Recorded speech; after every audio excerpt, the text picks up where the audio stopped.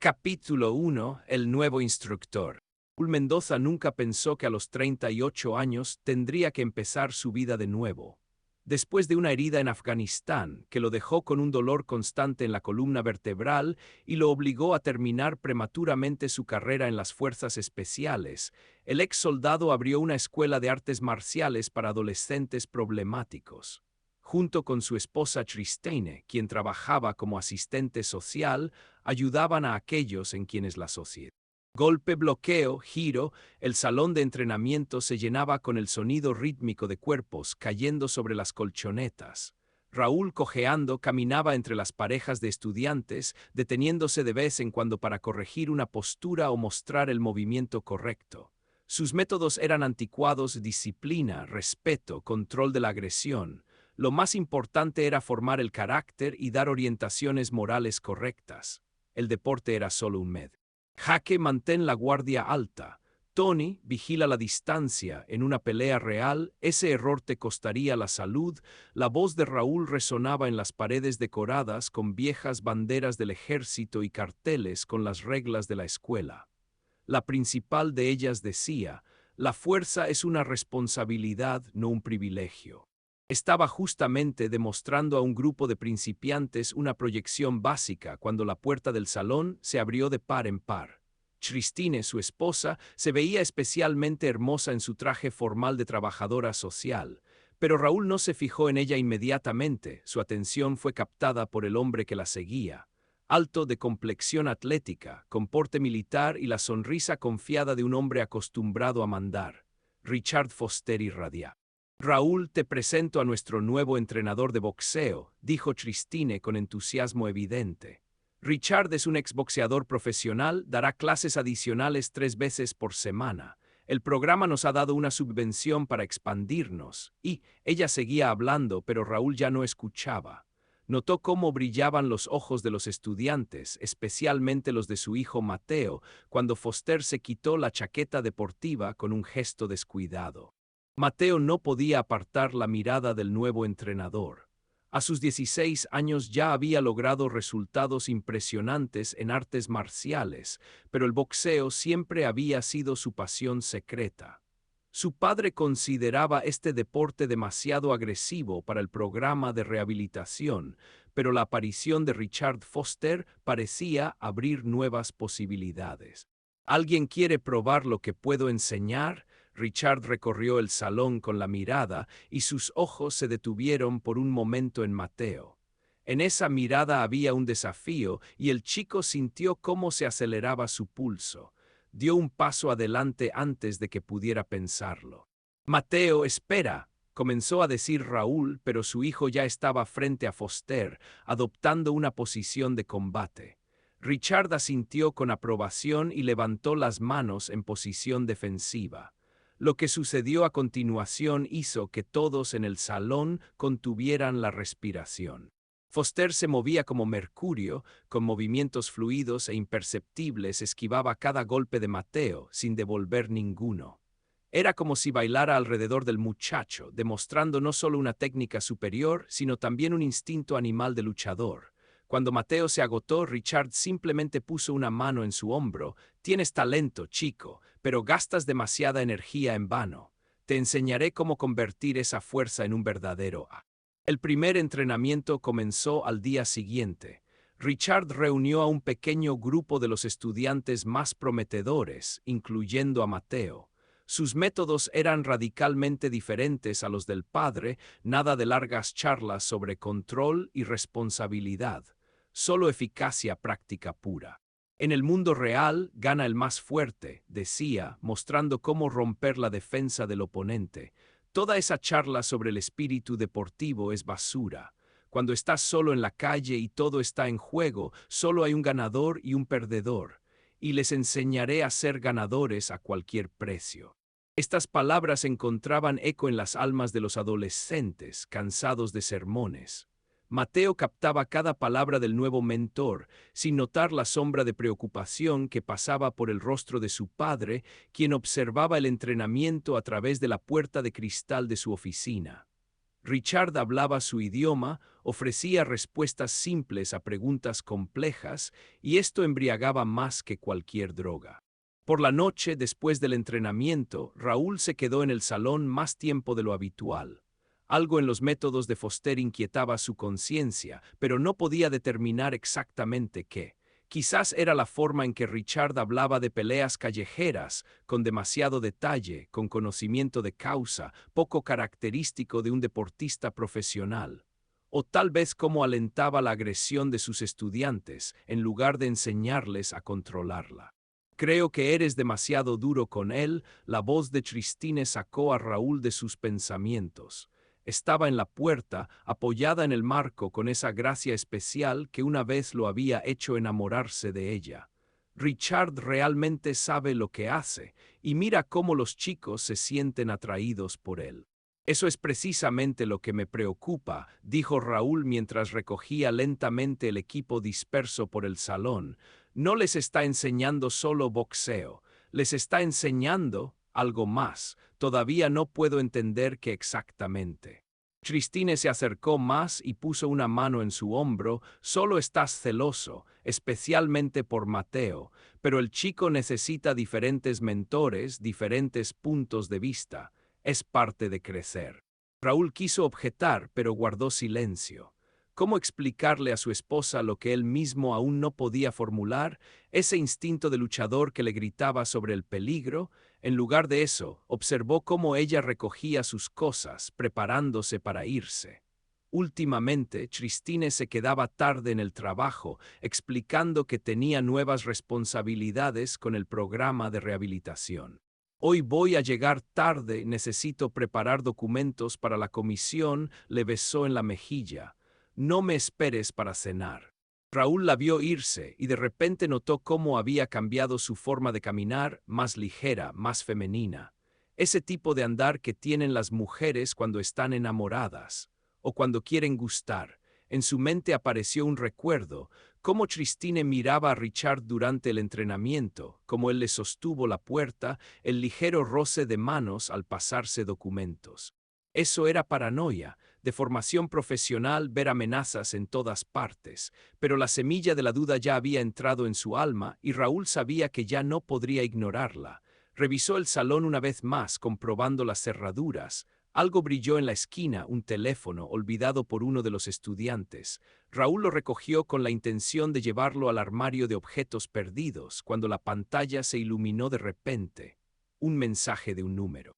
El mensaje obviamente no era para él. Raúl dejó el teléfono en su lugar, pero no pudo dormir esa noche. Capítulo 2. Sospechas. En un mes pueden cambiar muchas cosas.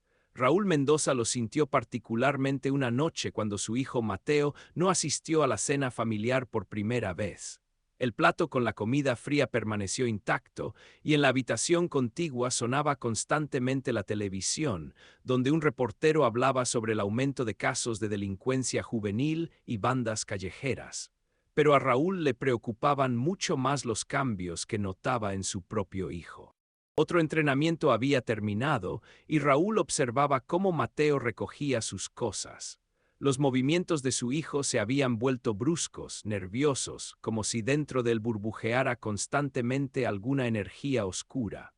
En la esquina del salón, Richard Foster hablaba en voz baja con un grupo de estudiantes mayores y Mateo lanzaba miradas impacientes en su dirección. Cenamos juntos, intentó Raúl que su voz sonara despreocupada. Hace tiempo que no hablamos. No puedo, papá, tengo cosas que hacer. Mateo ni siquiera levantó la mirada de su bolso deportivo.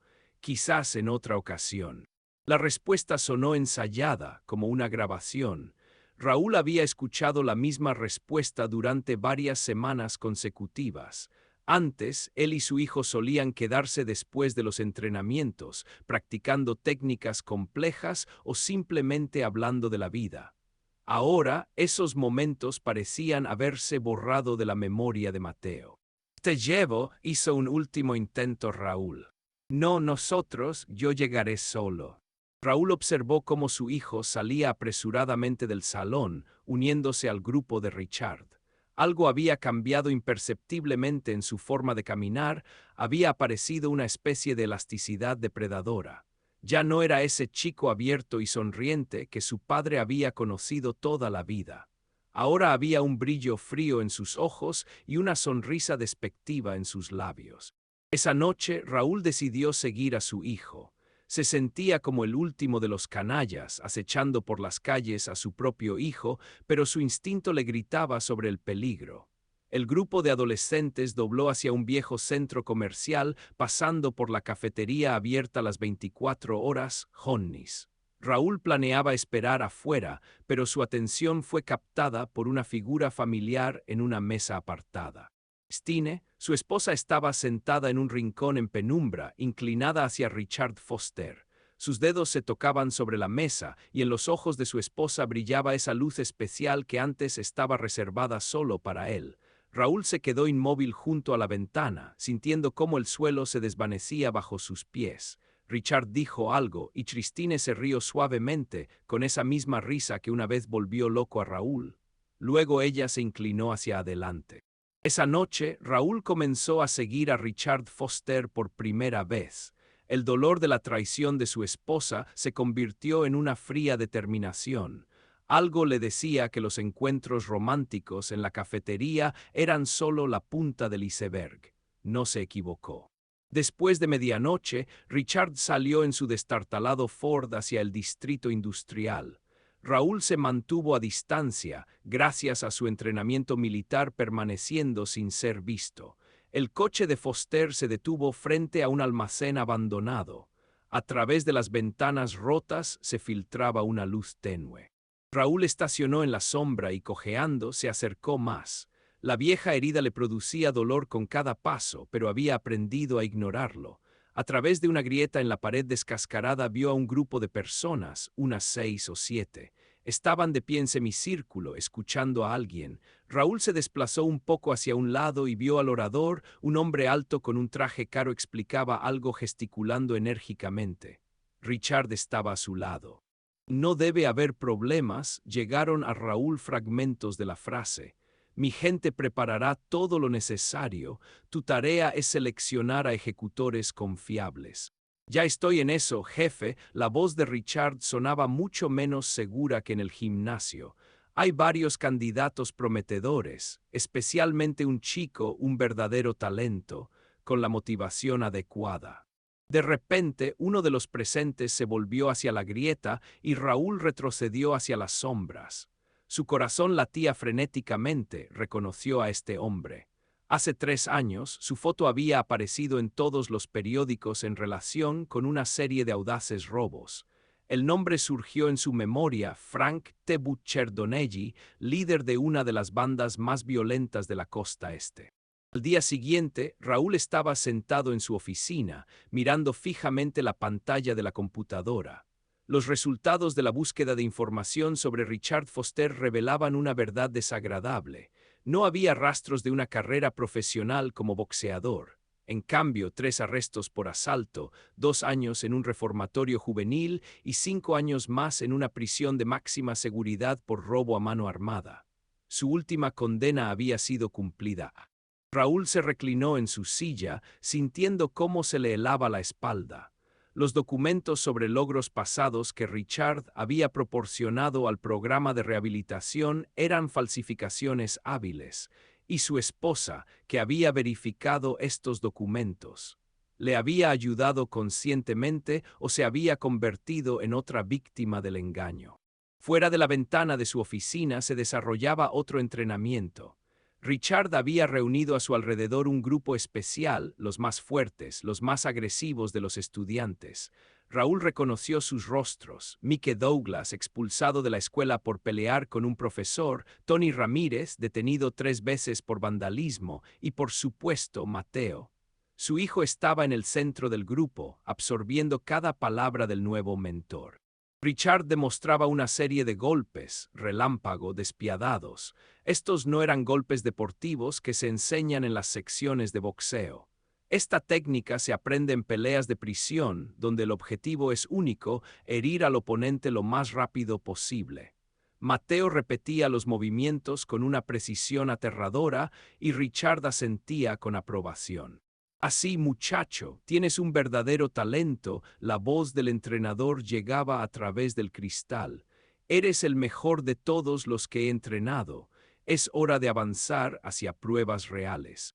Raúl vio cómo brillaban los ojos de su hijo ante este elogio. Mateo siempre había ansiado reconocimiento, siempre había querido demostrar que era digno de respeto, y Richard jugaba hábilmente con estas cuerdas como un músico experimentado. Después de cada entrenamiento, el grupo selecto se quedaba para clases adicionales. Raúl intentó quedarse una vez para escuchar, pero Richard, cortés pero firmemente, le pidió que se fuera, alegando una método. Esa noche, mientras cerraba el salón, Raúl escuchó un fragmento de conversación proveniente de los vestuarios. «Solo necesitas demostrar que estás listo», decía Richard. «Todos los grandes guerreros pasaron por una prueba. Esto se llama iniciación. ¿Quieres ser un guerrero, Mateo? ¿Quieres pasar la iniciación y ser como los demás?» «Sí, señor». En la voz de su hijo había tal devoción que el corazón de Raúl se encogió. «Entonces estate preparado, pronto llegará tu hora». El sonido de pasos hizo que Raúl retrocediera hacia las sombras. El grupo de adolescentes liderado por Richard pasó junto a él sin notarlo. Mateo iba el último, y bajo la luz de la farola su rostro le pareció a su padre el de un extraño, duro, decidido, dispuesto a todo. Raúl los observó alejarse, sintiéndose completamente impotente. No tenía pruebas de las actividades criminales de Richard, solo sospechas y conversaciones escuchadas por casualidad. Informar a la policía, pero, ¿qué diría? Que el entrenador enseña técnicas demasiado duras a los adolescentes, que se reúne con excriminales, eso no era suficiente. Además, el escándalo destruiría inmediatamente el programa de rehabilitación que realmente ayudaba. Y lo principal, podría perder a su hijo. Mateo ya era lo suficientemente mayor para elegir con quién relacionarse. El intento de apartarlo por la fuerza de Richard solo empujaría al chico más profundamente hacia la trampa tendida por este manipulador. No, debía actuar de otra manera. Necesitaba encontrar una forma de revelar el verdadero rostro de Richard Foster para que Mateo lo entendiera por sí mismo. Capítulo 3. Punto de no retorno. La confrontación comenzó imperceptiblemente, con pequeños detalles que solo un luchador experimentado podría notar. Richard Foster metódicamente destruía todo lo que Raúl Mendoza había construido durante años. Meditación antes del entrenamiento, una pérdida de tiempo, ejercicios para controlar la ira, esas tonterías son para los débiles. Las viejas reglas de la escuela de artes marciales se agrietaban y el nuevo entrenador imponía sus pros. Esa mañana, Raúl llevaba a cabo un entrenamiento habitual con el grupo de los más jóvenes. El sonido de los golpes en los sacos y los golpes en las colchonetas creaban la música habitual del salón. De repente, esta armonía fue interrumpida por un estruendo en la sala contigua, donde Richard entrenaba con su grupo de élite. Algo estaba sucediendo. Raúl se apresuró hacia allí, superando con dificultad el dolor en su espalda. En medio del salón yacía uno de los estudiantes, Jimmy Parker, un adolescente de 15 años que recientemente se había unido al grupo de Richard. Su nariz estaba ensangrentada. Sobre él se alzaba Tony Ramírez, uno de los favoritos de Foster, con una sonrisa depredadora en su rostro. ¿Qué demonios está pasando aquí? Raúl dio un paso adelante, pero Richard le bloqueó el paso. Todo está bajo control, Raúl. En la voz de Foster resonaba una confianza condescendiente. Solo un pequeño combate de práctica. Jimmy debe aprender a soportar los golpes si quiere estar con nosotros. En una pelea real, nadie se compadecerá de él. Esto no es una pelea real, es un salón de entrenamiento. Raúl elevó la voz. Aquí se aplican reglas. ¿Reglas? Richard sonrió con desdén, recorriendo con la mirada a sus alumnos. Chicos, ¿quién de ustedes ha visto que en la calle se apliquen reglas? Levanten la mano los que hayan ganado alguna vez una pelea respetando las reglas de un combate deportivo. Nadie levantó la mano. Mateo, que estaba en primera fila, miraba a su padre con un desprecio mal disimulado. En las últimas semanas, su hijo había ganado masa muscular, sus movimientos se habían vuelto bruscos, depredadores. Ya no se parecía al chico al que Raúl había enseñado las primeras técnicas de defensa personal. Exactamente, continuó Richard. Les enseño a sobrevivir, les enseño a ganar a cualquier precio, y tus hermosos principios, Raúl, déjalos para el jardín de infancia. Con todo respeto por el hecho de que tú eres el dueño aquí, pero... Tony ayudó a Jimmy a levantarse. El muchacho se tambaleaba, pero en sus ojos ardía la determinación, claramente quería demostrar que era digno de un lugar en el grupo selecto. Los demás estudiantes se agruparon alrededor, discutiendo excitadamente el combate. Raúl notó cómo Richard daba una palmada aprobatoria en el hombro de Tony, exactamente como él mismo solía hacer para alentar los éxitos de sus alumnos. Pero entonces los elogiaba por su... Si no puedes ver esto, simplemente vete. La voz de Richard sonaba casi amistosa. Esta es una nueva generación, necesitan nuevos métodos, y tú te has quedado en el pasado, amigo, en la época de caballeros y damas hermosas, tal vez.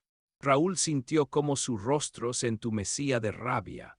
Pero la ira es mal consejera, esto lo había aprendido en la infantería de marina. Respirando profundamente, se volvió hacia su hijo. Mateo, vamos a casa, necesitamos hablar. No, papá, Mateo ni siquiera se movió de su lugar. Tenemos entrenamiento, un entrenamiento importante. No iré a ninguna parte. Esa noche, Raúl volvió a vigilar la escuela. Sabía que el grupo de Richard a menudo se quedaba después del cierre oficial y tenía la intención de descubrir finalmente qué hacían allí. Su vieja herida dolía por estar tanto tiempo sentado en el coche, pero había aprendido a ignorar el dolor durante sus años de servicio. Más importante era otra cosa, el vago presentimiento de desgracia que lo perseguía los últimos días. Alrededor de la medianoche, finalmente se apagó la luz en el salón. Raúl se tensó mirando en la oscuridad. Un grupo de adolescentes, unas 10 personas, se escabulló por la puerta trasera. Richard iba el último, cerrando cuidadosamente la cerradura. Se dirigieron a una camioneta estacionada a la vuelta de la esquina y Raúl, cojeando, los siguió, manteniéndose en la sombra de los árboles. Todo está listo, llegó hasta él la voz de Richard. Mañana haremos el último entrenamiento y pasado mañana el trabajo. Han memorizado la ruta. Sí, jefe, era la voz de Tony Ramírez. El autobús irá por el desvío debido a reparaciones en la ruta principal. Hay un lugar conveniente. Raúl se quedó inmóvil, sintiendo cómo se le helaba la espalda. Autobús, ¿qué autobús? Excelente, Richard recorrió con la mirada a sus alumnos. Recuerden, esta es su iniciación. Demostrarán que son dignos de estar en el equipo. Sin piedad, sin vacilaciones, especialmente tú, Mateo.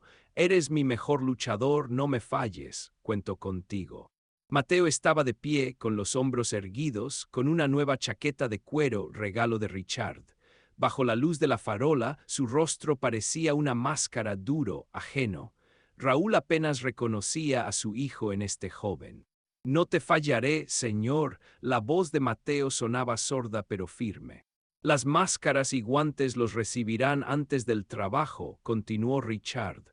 Lo principal, actuar rápido y duro, asustar a todos lo suficiente para que a nadie se le ocurra resistirse, y si alguien se mueve.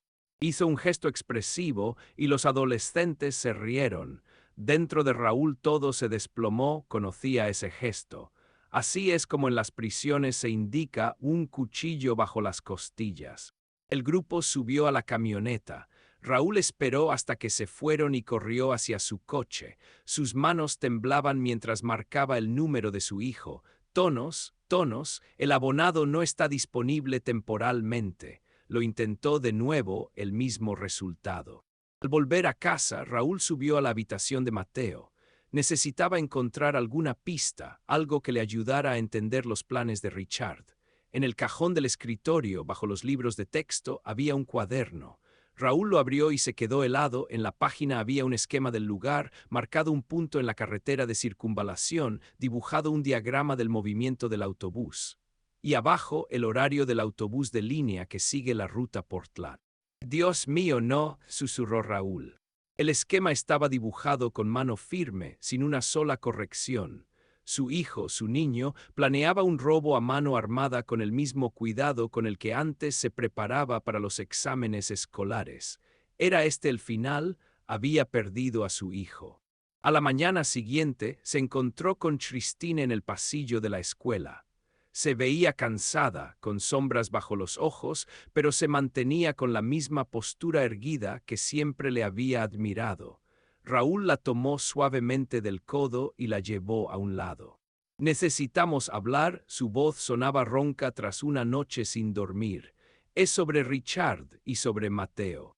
Oh, no empieces otra vez, Christine se liberó irritada del brazo. Estoy cansada de tus sospechas. Richard está haciendo un excelente trabajo con los adolescentes problemáticos. Mira cómo ha cambiado a Mateo, nuestro hijo finalmente ha ganado confianza en sí mismo. ¿Confianza? Raúl sonrió amargamente. ¿Llamas a eso confianza? Christine está convirtiendo a nuestros alumnos en criminales. Está usando la escuela como tapadera para. Basta, su voz se quebró en un grito. Varios estudiantes que pasaban se volvieron con curiosidad. Christine bajó la voz a un susurro. Te estás comportando como un paranoico. Es todo ese maldito síndrome postraumático. Ves enemigos por todas partes. Escucha, comenzó Raúl, pero ella lo interrumpió. No escucha tú, desde que te hirieron y perdiste tu puesto en el servicio, has cambiado. Te has encerrado en ti mismo, te has vuelto suspicaz. No puedes aceptar que alguien pueda ser mejor maestro para Mateo que tú. Richard le da lo que tú no puedes darle, una comprensión del mundo real. Sus palabras dolieron más que cualquier golpe en el entrenamiento. Raúl miraba a la mujer con la que había vivido 17 años y no la reconocía. O quizás simplemente nunca la había conocido realmente. El mundo real, negó con la cabeza. Lo que Richard enseña no es el mundo real, es un mundo de crimen, violencia y traición, y tú lo sabes, Christine. En algún lugar profundo dentro de ti conoces la verdad. Por un momento algo destelló en sus ojos, miedo, duda, pero inmediatamente desvió la mirada. Tengo que irme, tengo una reunión en el servicio social, se ajustó el cuello de la blusa con un movimiento nervioso. Y te pido, deja en paz a Richard, por el bien de Mateo, por el bien de todos estos niños a los que está ayudando a encontrar su camino. Raúl la vio alejarse por el pasillo, espalda recta, paso seguro. Solo él notaba cómo temblaban ligeramente sus dedos agarrando la carpeta con documentos. Christine siempre había sabido mantener la compostura, incluso cuando todo se derrumbaba por dentro. En su oficina, sacó el teléfono y marcó el número del detective Reed, un viejo amigo del ejército, ahora trabajando en la policía. Escucha, Haim, dijo cuando éste respondió, necesito ayuda, no oficialmente. Se trata de un crimen en preparación, sí sé que sin pruebas no puedes hacer nada, solo escúchame. Al terminar la conversación, Raúl se quedó sentado largo rato, mirando por la ventana al salón de entrenamiento, donde Richard llevaba a cabo otra sesión. No había opción, tendría que actuar por su cuenta. Pero, ¿cómo salvar a su hijo sin destruir el programa que había ayudado a tantos otros niños?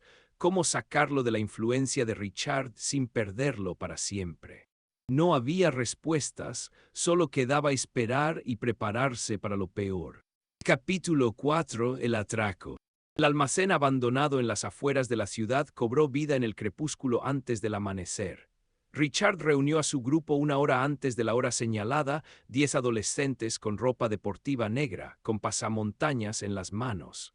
Estaban de pie en semicírculo, escuchando las últimas instrucciones de su mentor.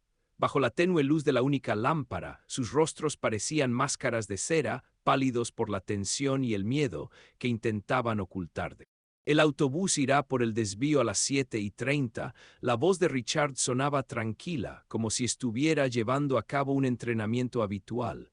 Mark y Tony bloquearán la carretera con el camión. Cuando el autobús se detenga, actuamos rápido: ventanas, puertas, control sobre el salón. Jaque y Pete se encargan del conductor. Los demás trabajan con los pasajeros. Mateo puso una mano en el hombro del hijo de Raúl. Mateo estaba erguido, con los hombros rectos, como un soldado antes de una misión importante. En sus ojos ardía un fuego extraño, una mezcla de miedo y excitación.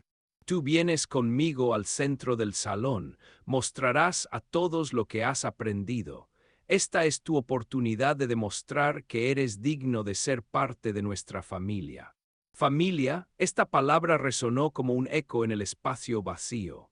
Richard sabía qué botones pulsar para adolescentes de familias disfuncionales, para niños que se sienten solos e incomprendidos.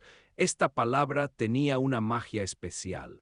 Dejamos los teléfonos aquí. Richard sacó un contenedor de plástico. Sin rastros, sin llamadas accidentales. Está claro para todos. Sí, jefe, un coro desigual de voces. Y recuerden, sin piedad, la piedad es debilidad, y nosotros no somos débiles, ¿verdad? ¿Verdad, jefe? A lo largo de la pared había bolsas deportivas negras. Richard abrió una de ellas y sacó un bate de béisbol. Esto es para intimidar, solo para intimidar, ¿entendido? Nada de lesiones sin necesidad, pero si alguien se mueve. Hizo un breve y brusco movimiento con el bate y los adolescentes retrocedieron involuntariamente. Todos, excepto Mateo, él observaba los movimientos del mentor con una especie de admiración hipnotizada. En un rincón lejano del almacén algo se movió y uno de los chicos, el nervioso Pete, casi saltó. Richard levantó la mano tranquilizadoramente. Relajaos, aquí solo hay amigos. De las sombras aparecieron dos hombres robustos con el característico porte carcelario. Uno traía una caja con guantes, el segundo una bolsa con algunos instrumentos.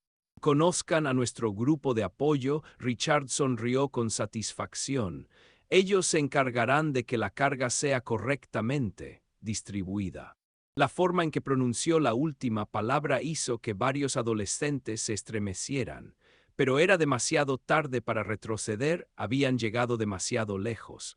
Cada uno de ellos recordaba el ritual de iniciación, cuando Richard los reunió en círculo y se juraron lealtad unos a otros, haciendo cortes en las palmas de sus manos. Un antiguo ritual de hermandad de sangre.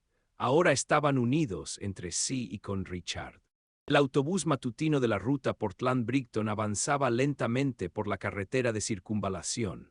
El conductor, el anciano Sam Donaue, maldecía mientras sorteaba baches. La reparación de la carretera se había prolongado y la ruta alternativa se había convertido en una pista de obstáculos.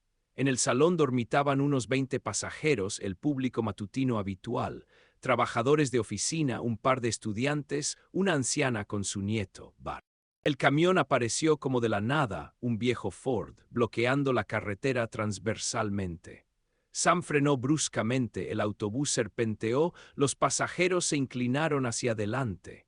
Y entonces comenzó lo que más tarde en los informes policiales llamarían un ataque relámpago de un grupo organizado.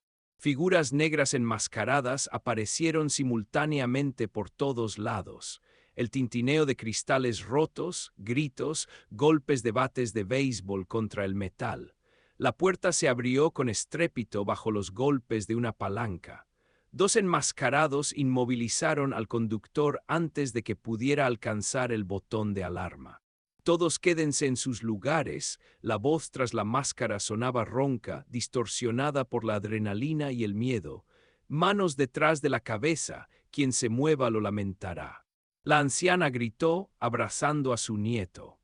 Uno de los pasajeros intentó levantarse y enseguida recibió un golpe de bate en el respaldo del asiento, muy cerca de su cabeza. Dije que no se muevan. Richard, enmascarado, pero delatado por su característico andar de exboxeador, Se movía por el pasillo central, señalando objetivos a sus combatientes. Bolsos, carteras, teléfonos, todo al suelo, rápido. Y tú apuntó con el bate hacia un joven oficinista que intentaba esconder su maletín bajo el asiento, especialmente rápido. Mateo lo seguía, como se le había ordenado, recogiendo objetos de valor en una bolsa deportiva. Sus movimientos eran precisos, ensayados, pero por dentro todo temblaba. Esto resultaba ser completamente diferente a los entrenamientos. El olor a miedo en el salón, los sollozos ahogados, las miradas suplicantes, todo esto atacaba sus nervios más fuerte que cualquier golpe. Justo cuando llegó a la altura de una mujer con un traje de negocios gris, algo lo hizo detenerse. Un aroma, ese mismo aroma floral ligero que siempre desprendía, mamá. Christine levantó los ojos y Mateo vio en ellos el mismo terror que en los demás pasajeros. Ella no lo había reconocido bajo la máscara, pero él sí conocía. Conocía cada rasgo de ese rostro, cada arruga en las comisuras de los ojos que aparecía cuando ella sonreía, ahora no sonreía. Su mano con la bolsa cayó sin fuerzas. En algún lugar al borde de su conciencia sonó el grito de Richard. ¿Qué te has quedado parado? Trabaja. Pero Mateo no podía obligarse a moverse. La realidad de lo que estaba sucediendo cayó sobre él como una ducha helada. Ahí estaba el punto de no retorno, el momento en que tenía que decidir quién era realmente. Yo no puedo, la voz de Mateo temblaba bajo la máscara, no puedo, jefe. Richard apareció a su lado con un movimiento rápido. Sus ojos tras las rendijas de la máscara ardían de furia. ¿Qué significa que no puedes? Hablamos de esto, sin piedad, sin dudas, o eres uno de nosotros, o... No, Mateo negó con la cabeza, retrocediendo un paso. Ella es mi madre. Se hizo el silencio, interrumpido solo por el llanto ahogado de los pasajeros. Richard se volvió lentamente hacia Christine, quien todavía no entendía lo que estaba pasando. Su postura cambió, apareció esa relajación especial que en los luchadores experimentados precede al ataque. Y que en su voz sonaron nuevas notas maliciosas, burlescas. ¡Qué encuentro tan conmovedor! Un drama familiar en vivo. Y ahora que pequeño Mateo, correrás con papi. Dio un paso hacia Christine, jugando descuidadamente con el bate.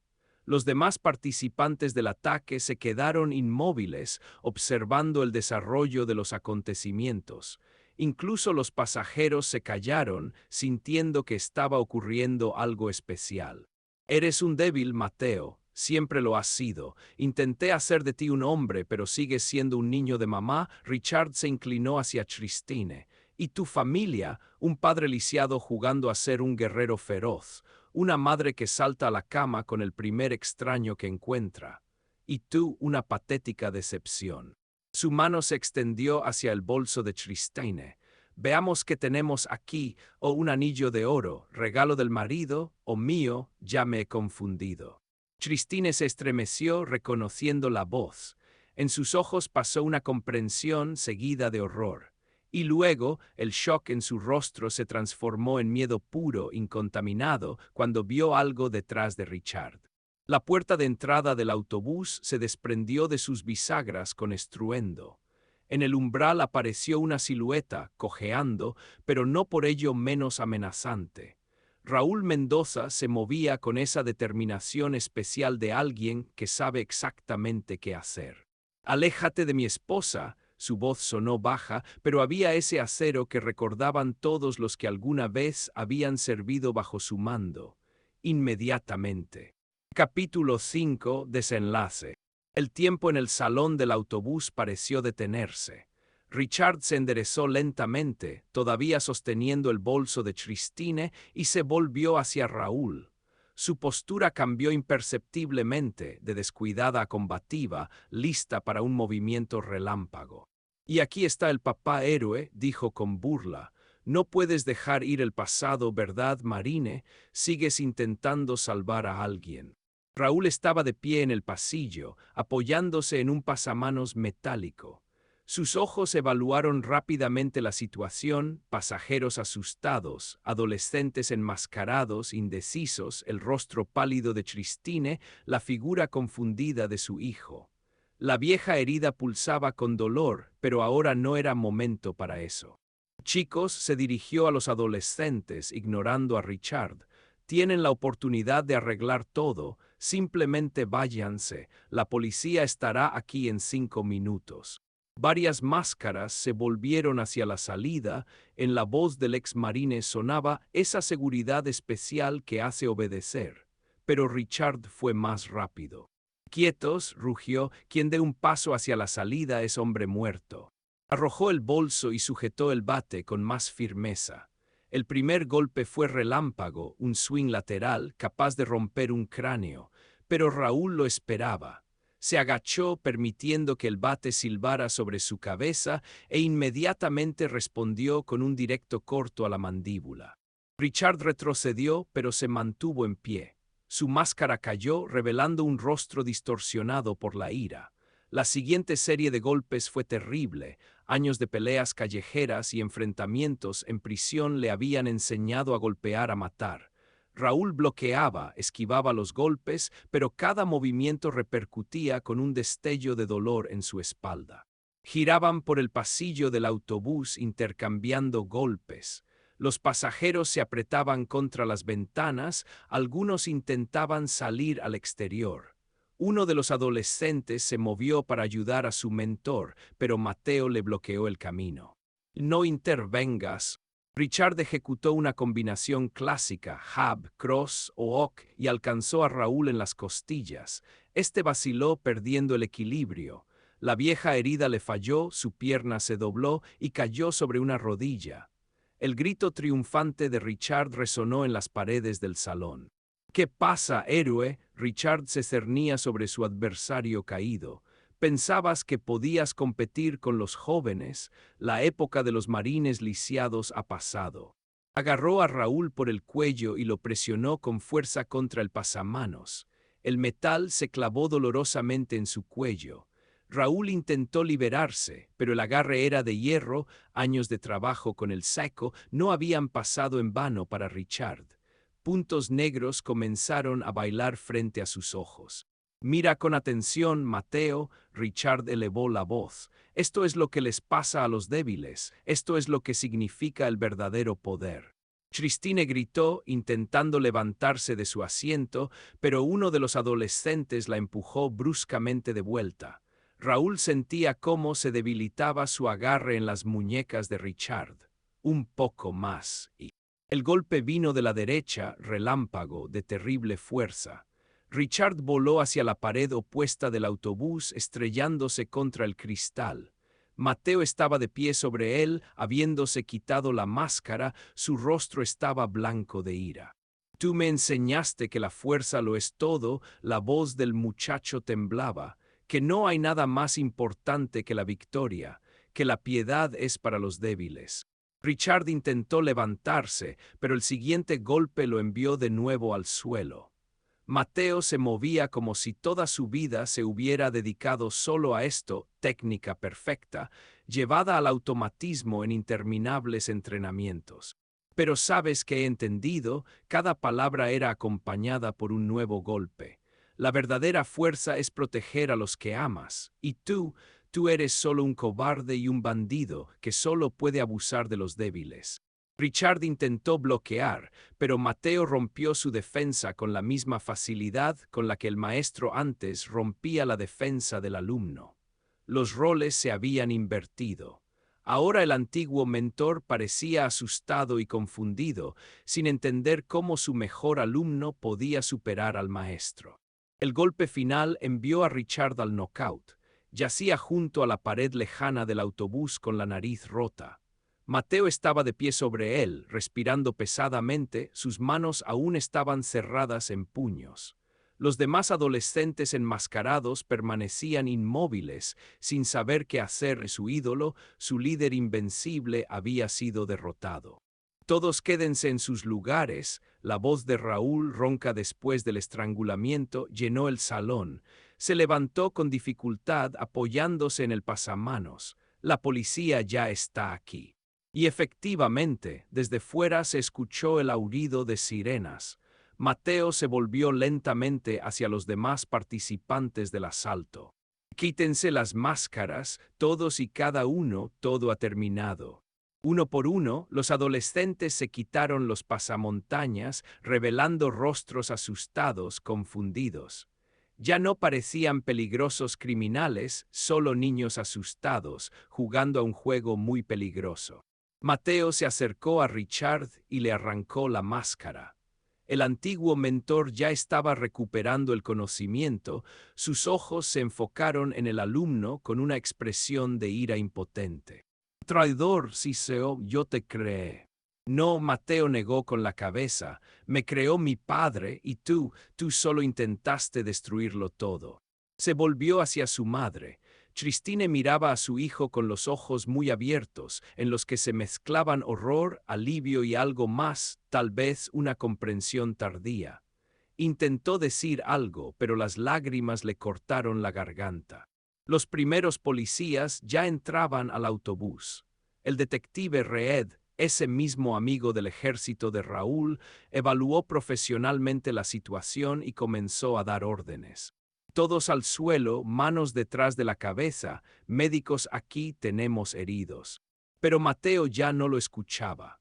Miraba a su padre, quien, cojeando más de lo habitual, se acercaba a él. En su cabeza giraban en remolino los recuerdos, su primer entrenamiento juntos, cuando su padre le enseñaba a caer correctamente, las interminables conversaciones sobre honor y responsabilidad que entonces parecían tan aburridas, el orgullo en los ojos de su padre después de la primera victoria en una competición. Papás, la voz de Mateo tembló, perdóname. Raúl abrazó a su hijo en silencio. Permanecieron así en medio del autobús destrozado, mientras los policías ponían esposas a Richard y sus cómplices, mientras los paramédicos atendían a los pasajeros heridos, mientras Tristine lloraba silenciosamente, cubriéndose el rostro con las manos. En ese momento, tanto el hijo como el padre entendían. Pasara lo que pasara después, habría un juicio, habría consecuencias, pero la prueba principal la habían superado, juntos. Capítulo 6. Consecuencias. La casa los recibió con un silencio opresivo. Después de los interrogatorios en la policía, después de todas las explicaciones y el papeleo, finalmente regresaron los tres, pero ya no como una familia, sino como extraños obligados a resolver los últimos asuntos antes de una inevitable separación. Tristine estaba sentada al borde del sofá, sosteniendo una taza de café frío en sus manos. Su peinado, habitualmente impecable, estaba despeinado y en su rostro se había fijado la expresión de alguien que súbitamente ha despertado de una larga pesadilla. Raúl se dejó caer cansado en el sillón frente a ella. Mateo permaneció de pie junto a la ventana, mirando la calle vacía, como si no pudiera obligarse a volverse hacia sus padres. Debo decirles algo, la voz de Tristine sonaba quebrada. Ya no tiene sentido ocultarlo. Tomó un respiro profundo, como si se preparara para zambullirse en agua helada. Yo le ayudé a Richard desde el principio. Fui yo quien falsificó sus documentos para el programa de rehabilitación, yo quien cerró los ojos ante sus métodos. Yo estaba tan cegada. ¿Te acostaste con él? No sonó como una pregunta. Raúl pronunció estas palabras con calma, casi sin emoción, como si constatara un hecho conocido desde hace tiempo. Sí, Tristine bajó la cabeza, pero juro que no sabía de sus verdaderos planes. Él decía que quería ayudar a adolescentes problemáticos, darles un propósito en la vida. Le creí, Dios mío, qué estúpida fui. Mateo se volvió bruscamente desde la ventana. Y pensaste en mí, en lo que él me estaba haciendo, tú veías cómo yo cambiaba. Mateo extendió la mano hacia su hijo, pero éste retrocedió. No, mamá, no lo hagas. Yo también tengo la culpa, le permití llenarme la cabeza con toda esa basura sobre la fuerza y la superioridad. Pero tú debías protegerme, eres mi madre. Las lágrimas rodaron por sus mejillas, manchando los restos de rímel. Ya no era esa mujer segura de sí misma que parecía ser todos estos años. Ahora frente a ellos estaba una persona quebrada, que había perdido todo: honor, familia, autorrespeto, fe en su propia capacidad para distinguir el bien del mal. El juicio contra Richard Foster se llevó a cabo a puerta cerrada. Demasiados menores estaban involucrados en el caso. Raúl estaba sentado en la primera fila, observando cómo su antiguo empleado, ahora en uniforme de prisión, escuchaba los cargos con aparente indiferencia. Organización de un grupo criminal, involucrar a menores en actividades delictivas, asalto a mano armada, fraude con documentos. Cuando llegó el momento de testificar, Raúl habló clara y concisamente. Contó cómo notó los primeros signos de que algo andaba mal, cómo siguió a Richard, cómo recopiló información. El fiscal asentía, los jurados tomaban notas. Y Richard lo miraba con la misma sonrisa burlona que en el autobús, como si todo lo que estaba sucediendo fuera solo un retraso molesto antes de un nuevo juego. Pero su sonrisa se desvaneció cuando Raúl sacó el teléfono, ese mismo, olvidado en la sala, con el mensaje sobre la reunión. Esto fue el último clavo en el ataúd de la acusación. El detective Reed se había esforzado, todas las conexiones de Richard con la banda de Doneghy estaban documentadas, todos sus crímenes anteriores habían salido a la superficie. 20 años sin derecho a libertad condicional. La voz del juez sonó como un martillo golpeando hierro. Mateo estaba sentado 3 filas detrás de su padre. Le tocaba testificar a continuación, pero ya como testigo de la acusación. El fiscal del distrito, teniendo en cuenta su ayuda en la captura de los criminales y su confesión sincera, le ofreció un trato: libertad condicional a cambio de testimonio contra Richard y su banda. Acusado Mateo Mendoza, el juez habló ya más suavemente. Teniendo en cuenta su edad, su arrepentimiento sincero y la ayuda a la investigación, el tribunal lo sentencia a 3 años de libertad condicional con visitas obligatorias a un psicólogo y servicio comunitario. Espero que haya aprendido una lección de esta historia. Sí, su señoría. Mateo estaba erguido, mirando al juez a los ojos. Su voz se había fortalecido desde aquel día en el autobús. Ahora en ella sonaba la confianza de alguien que ha pasado por una prueba y ha salido más fuerte. El divorcio fue rápido y silencioso. Christine no reclamó nada excepto sus efectos personales. El día de la firma de los documentos, estuvo mucho tiempo parada en el umbral de su antigua casa común, como si quisiera decir algo, pero finalmente solo se marchó. Mateo la observaba desde la ventana de su habitación, y su corazón se desgarraba entre el amor por su madre y la imposibilidad de perdonar su traición. Ella siempre será tu madre, dijo entonces Raúl, poniendo una mano en el hombro de su hijo, pase lo que pase. Mateo solo asintió. Esa noche se sentaron durante mucho tiempo en el porche trasero, mirando la puesta del sol por primera vez en muchos meses, simplemente conversando. No como maestro y alumno, no como guardián y delincuente, sino como padre e hijo, tratando de encontrar nuevamente el camino el uno hacia el otro.